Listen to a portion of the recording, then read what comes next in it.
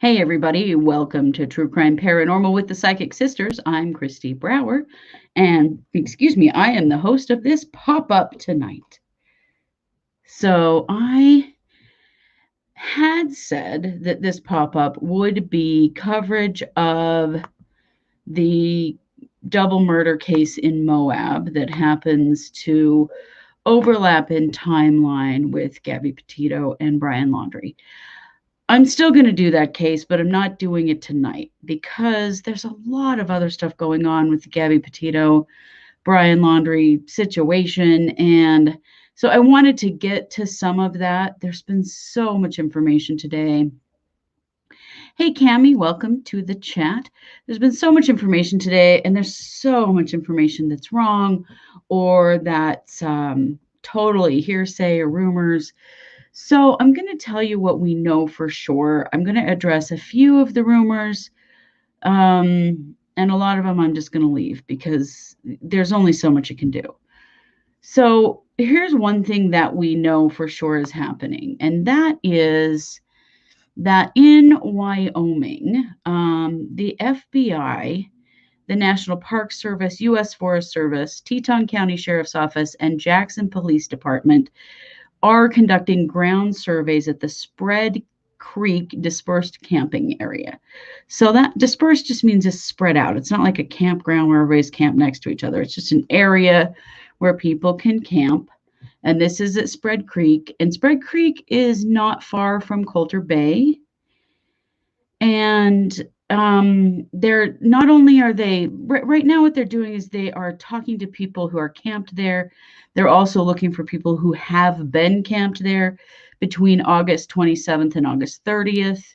They want to know if they had any contact with Gabby or Brian, or if they saw their van. So some things have, given them an idea that this might have been the last place that they camped. Hi, Connor, welcome. Donna, welcome. Nice to have you here. So Gabby used an app called Dirt, and Dirt is an app that you can use to track campsites. Like you can register for a campground, you can get directions and like information about what's available in this camp area. You can check in there to say you camped there. This is the last place that she checked in on her phone. This is, of course, what we know so far. And so there's lots of questions about if they might be there. I have heard that there's some aerial searching going on in that area as well. Aerial searching is pretty common when you're out in the boonies like this. I also have it on good authority that there will be dogs doing some searching in the area there starting next week. So stuff is happening.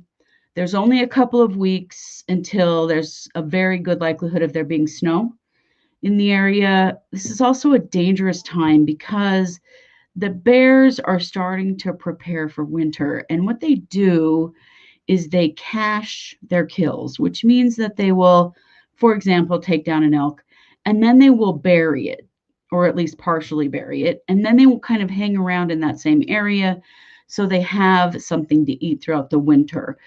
There was actually a hiker killed in Yellowstone Park this spring who just inadvertently was on a path between a grizzly bear and their cache. So this is a scary time to be out there searching for anybody. And, so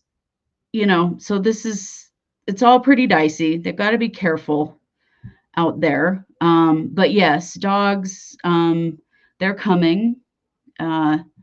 So that's what we know is going on there. So then, you guys, this situation.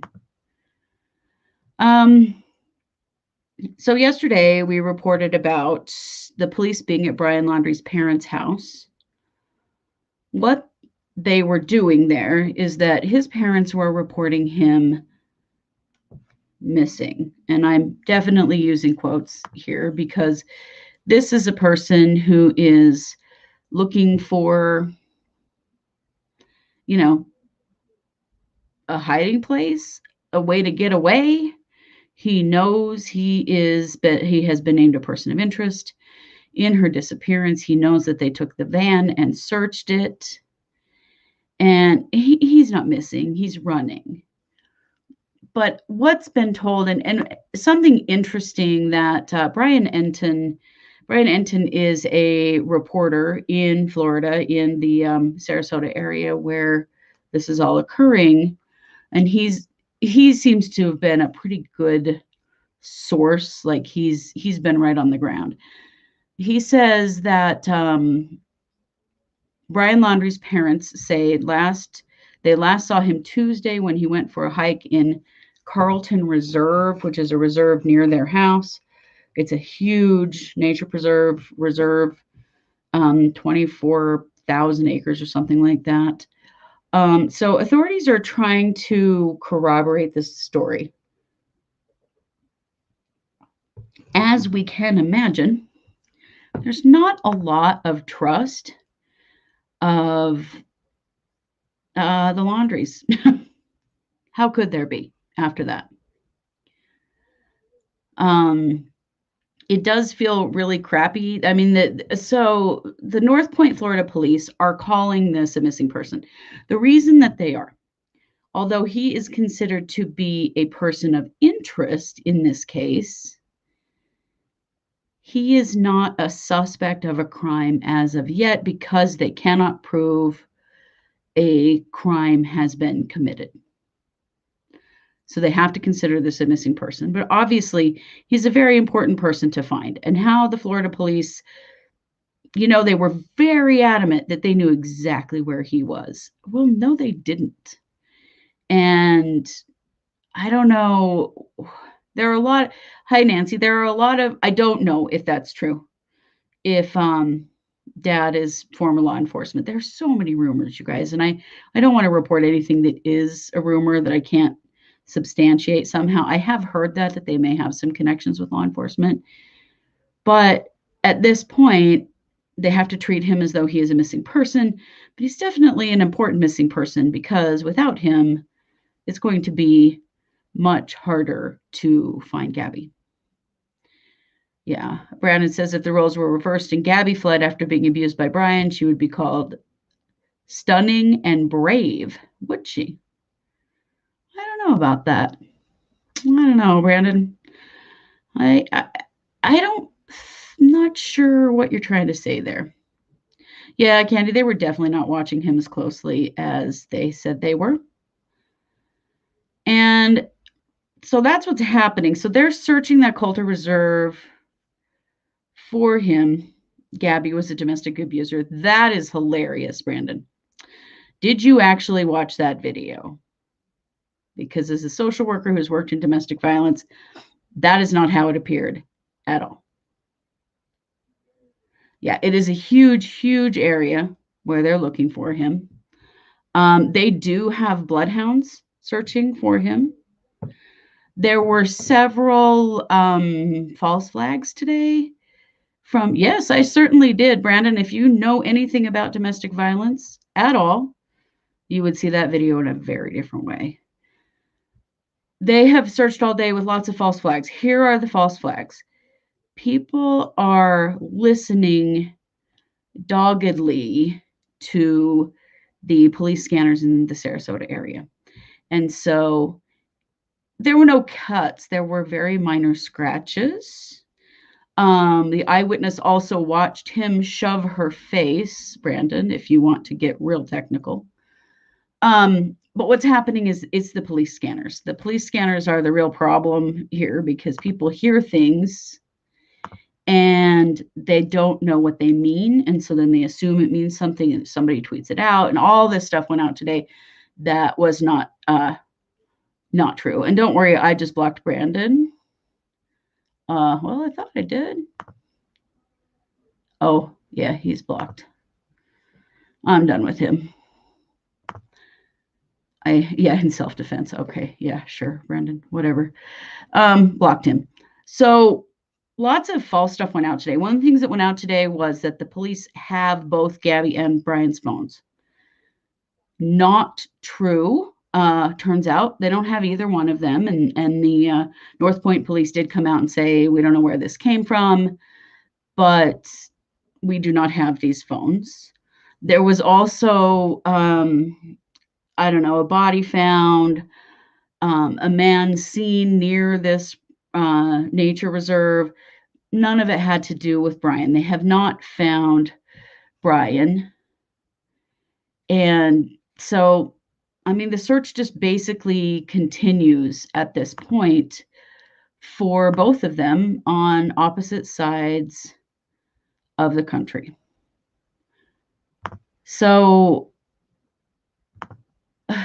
there's so much to come here, you guys, so much. And we just are going to just continue to follow this as best as we can without getting mixed up in the hysteria, because there is so much hysteria. And there are a lot of things happening where people need to just step back and let law enforcement do their job. You know, it's good to observe it, to watch what's going on, to be aware, but people are jumping in and posting things on the internet that aren't true and really just creating problems where we need to just let those problems go. Just my own little soapbox, you know, we need to let the police do their jobs. And yeah, I know we're all kind of pissed off with them right now. And I'm not going to say that I'm not too, because what was this about? We know exactly where he is. No, they didn't.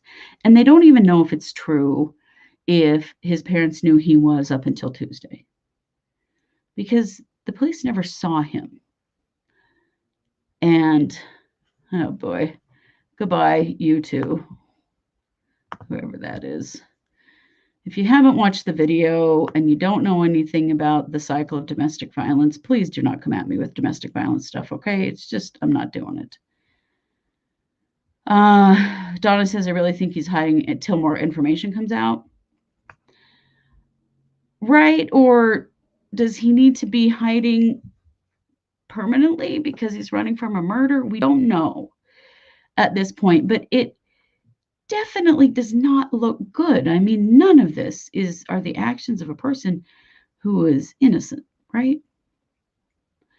Cami says, Bianca says their relationship was volatile on both sides, but that does not justify the situation. Exactly. Could the family file a lawsuit against the department for negligence? Oh, that remains to be seen, but it could certainly happen. The fact that they let him get away is stunning. There is a neighbor who says, and there's a picture floating out there, and I'm not going to show it.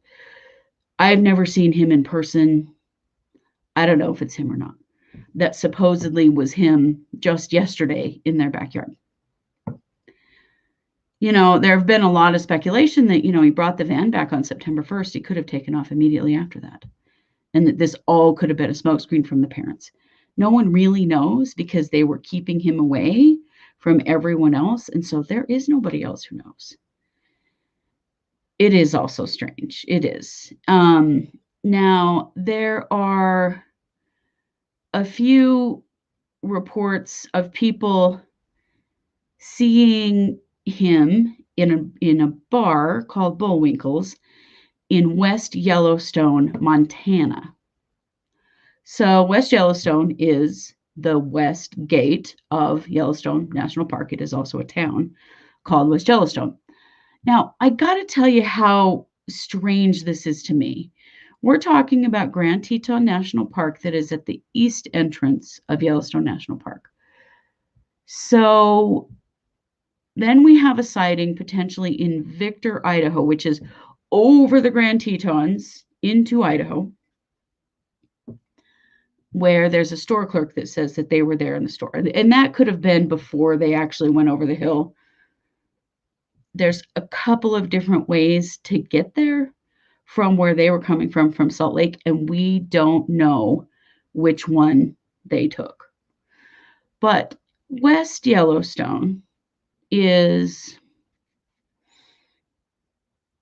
probably a solid 3-hour drive, no matter which way you go.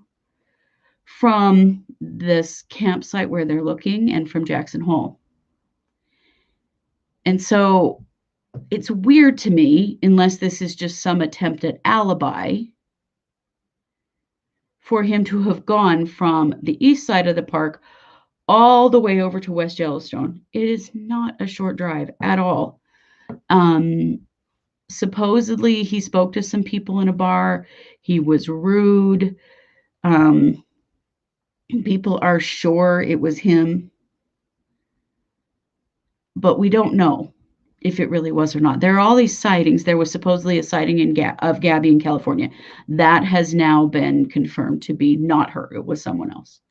So there's a lot of stuff going on right now that is very frustrating and difficult because there's such a huge span of space between Wyoming and Florida. There's still so much to be found. And really, until they get their phones, until they get their phone records and have all of that, there's a lot we're not going to know. Teton is at least an hour or so to Yellowstone. No. West Yellowstone, not just Yellowstone Park. We're talking about two different entrances to Yellowstone Park, and you can drive in the park from the east entrance to the west entrance, or you can drive around through Idaho and into Montana. Either way you do it, it's probably 3 hours to drive into the city of West Yellowstone and be then in a bar there where you intentionally, the people that have reported him said, no, that they do not have the phones. Somebody reported they had the phones, then they've come out and said they do not have the phones. A reporter said that, and it turned out not to be true. Though the North Point police came out and said that's absolutely that's not true. I don't know if this was about alibi because he intentionally interacted with other patrons in this bar and he was rude to them, kind of like they would remember him because of his behavior. If in fact it was him, and we don't know that for sure. How do police know for sure Brian was back in Florida September 1st, aside from his possibly lying parents? As far as I know, it is only from his parents and the fact that the van is there. But we don't actually know for sure because no one has seen him. No one has been allowed to see him. Right, but the phone records take time. Having the phones themselves would be so much faster, and that's what they're saying, is that having the phones themselves would be way quicker. They have to then get the warrants for the cell companies, get all of those mountains of data that then they have to go through. It's a lot slower process. From Jackson, you can drive to the entrance in Teton National Park. Yes, I know, but that is the east entrance, Mary. He was at the west entrance, supposedly. So he's made his way around either through the park or around through Idaho to the west entrance, which is a solid 3 hours. And it's just a weird thing to do. If you're on the east side, I don't know. There's just a lot. He would have had to drive over toll roads. There would be records. Right. There's going to be records of all of this. It's just that it doesn't come this quickly. And I think that's the challenge for everybody, is that we're waiting and waiting and waiting, and we're going to wait a whole lot longer before we know all of this. Donna, I believe his lawyer knows exactly where Brian is hiding out. His lawyer has made a public statement that he does not know that Brian is missing. So I don't know. Yeah, if you work in domestic violence, the body cam footage was alarming. Yeah, it was very alarming. Yeah, in Florida, toll roads are everywhere. Exactly. But it is believed currently he is on foot. So hopefully they can find when he came into Florida with the van and the toll roads. I'm sure they're looking for that now. Is the Laundrie family like the Watts family? Well, okay. Yeah. I mean, when the police met with them, they were very clear that they were only going to talk about the disappearance of Brian, and they had nothing to say about Gabby's disappearance. They gave the police no information whatsoever. They called because they were worried about their son. This is mind-boggling to me. Her app showed where she planned to camp, right, Spread Creek. There have been some potential sightings of their van in that area. We don't know. That reserve where they think that he is a place he's very familiar with. He's camped there a lot and hiked there a lot. And so they have a pretty good idea that if he was hiding out, it might be a place he would go. But I don't know. Right. How cruel can the Laundrie family get? Pretty damn cruel. Pretty damn cruel that they won't say anything even now. Florida and the rest of the South has gotten a lot of rain since Tuesday, sucky weather to hike. The other thing is that his parents went out. This was a barefoot hike that he went out without shoes. Apparently that was a big thing for him. I got to say, living where I do, I can't imagine that. Yeah, and his lawyer doesn't know where he is. This is what he says. This is all we know for sure. I think we've got some pretty brutal days of searching. There are questions about would Brian take his own life. Boy, that body cam footage, he was pretty darn arrogant, pretty sure of himself. But I don't know. When backed against the wall, it's hard to say. Is she still in Petito? I think she probably is. Yeah. But yeah, big hugs for everybody. Barefoot in cottonmouth and water moccasin territory, dumb. Agreed. Just like here, this is rattlesnake country. So yeah, he was so cocky. And doesn't mean that he wouldn't take his own life, but he doesn't come across immediately as a person that would do that. They tend to think, people with a big ego like that tend to think of themselves as too important to die. So I don't know. Takes money to run. Who financed him? Well, we all know who financed him. His parents did. I have no question at all that they have involvement here. Yeah. The hound's on him. He does not shower. Bet they will pick him up the smell. Oh, you had a dream that he did end his life. It's a thought, but I agree that he's more than likely not dead. I agree with you, Dusty. They are running dogs. They are running bloodhounds in Florida, is what the police department put out. So, and they're preparing to run dogs. Does he have a gun license? Not to my knowledge. But I don't know. You got to understand, I live in Idaho. This is an open carry state. So I don't know what Florida's gun laws are or what he could have been carrying or, any of that. If somebody wants to find that out or figure out how you can look it up, feel free and let us know. Gabby's best friend Rose came out and said that Gabby told her that Brian had episodes where he would hear voices and couldn't sleep at night. Yes, I have seen that as well. But again, we add that to the list of hearsay. Florida is also open carry. Okay, well then he wouldn't need a gun license. He would only need a gun.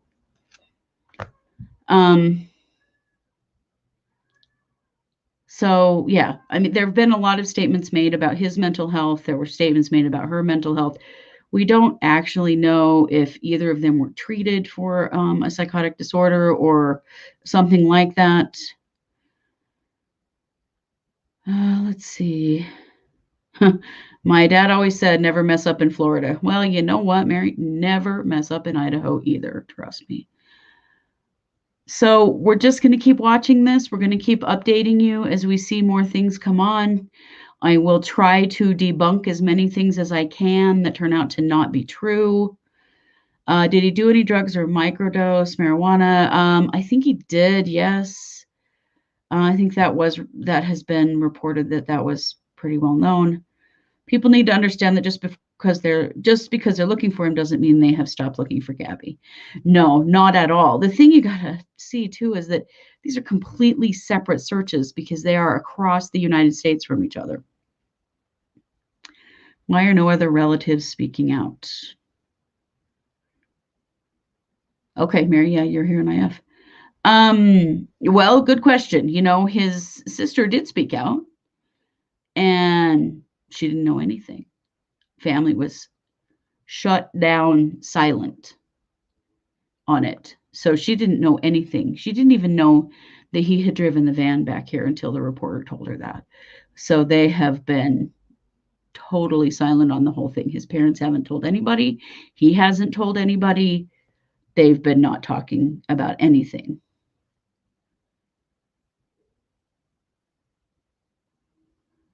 Yeah, okay. I do think he was trying to lighten the mood with the cops, but that's also creating camaraderie with the cops, which is something I've seen before in domestic violence, where it's then she's just being a little crazy.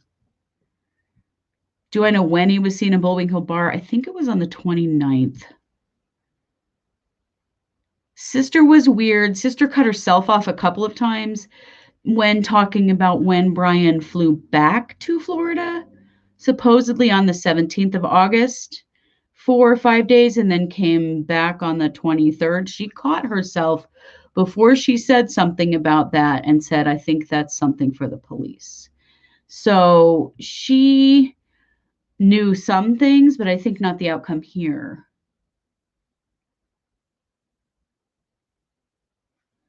Hmm. Yeah. I don't know. The straw that broke the camel's back would be her friend coming to visit and an all-out fight happening. Maybe that visit never happened. There was supposed to be a visit in Yellowstone for Gabby's birthday, which did not ever happen. And Gabby never contacted her friend regarding that either. Right, right. Brian's actually, yeah, he's making the case for she's the crazy one. That crazy making stuff, that's domestic violence language, guys. We do not know why he had to clean out the storage unit or what that had to do with anything. The only person that said anything about that was the sister, and she stopped herself before she really said anything. Oh, the meeting was for her friend's birthday. Okay, not Gabby's birthday. But they were supposed to meet in Yellowstone, and it did not happen. We only know what the family story is, that there was something to do with a storage unit. But yeah, to leave in the middle of a trip and leave her in a hotel in Salt Lake City for 5 days. In the midst of what some family has said is that they were struggling financially at the time. So then they had to pay for that hotel for 5 days. I don't know. So much of this story is sketchy, you guys. I really hope soon we're going to have better answers than all of this because it's crazy.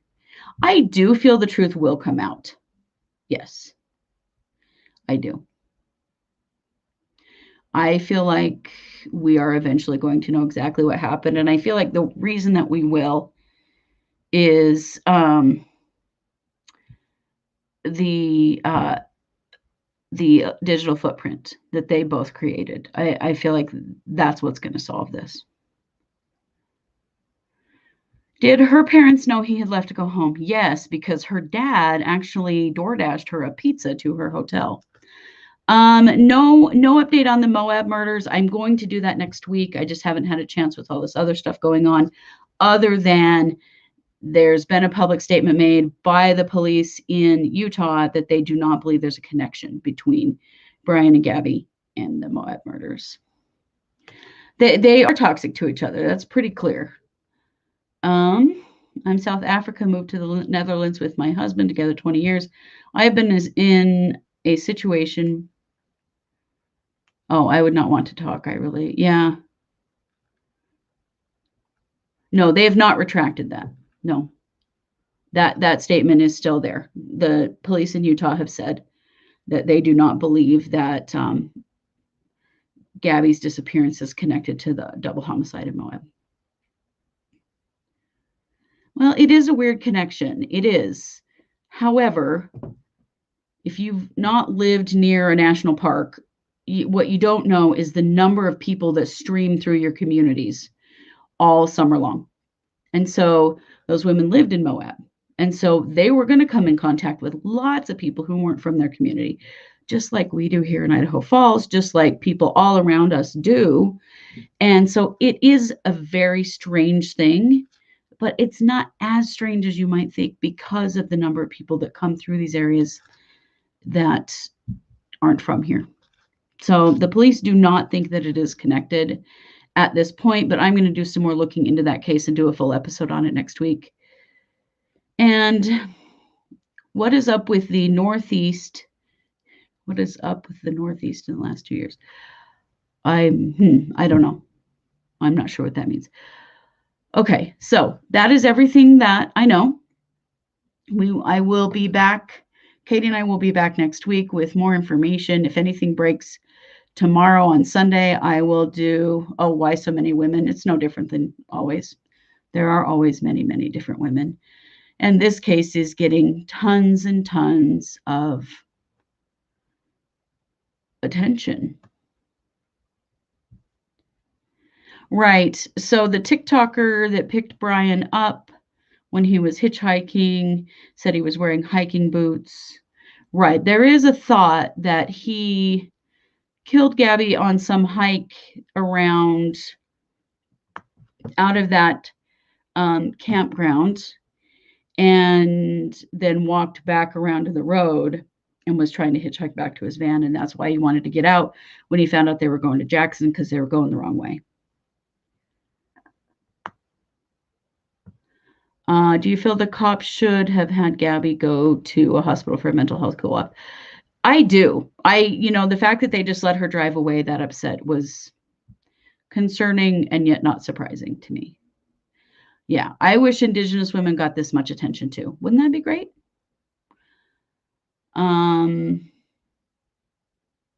So I don't know, you guys, there's so much information. We'll just keep sifting through it. We'll keep reporting it. We will share more tomorrow if there are more updates.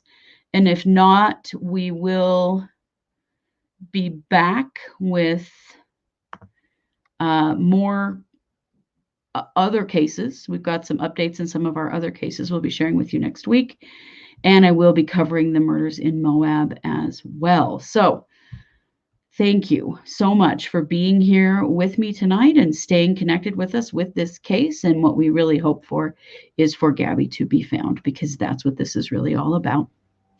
And we are True Crime Paranormal with the Psychic Sisters. Have a great night.